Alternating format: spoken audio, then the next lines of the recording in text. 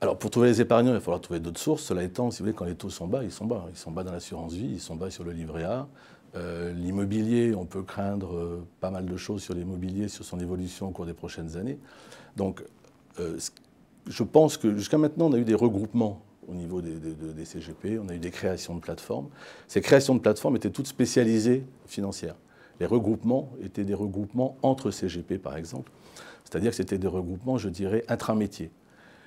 Et là, il va falloir que maintenant, toute cette profession qui s'était spécialisée, bon, ça ne veut pas dire que l'épargne financière est morte, mais il va falloir quand même considérer que dans 5 ans ou 10 ans, les encours ne seront plus aussi intéressants. D'autant que si on considère que les taux sont à 2,5%, ça veut dire que les marges sont plus faibles pour les compagnies et qu'il va y avoir une forte pression sur les commissions. Donc non seulement le volume d'affaires va diminuer, mais en plus la rentabilité, je dirais, de chacune des affaires va également diminuer.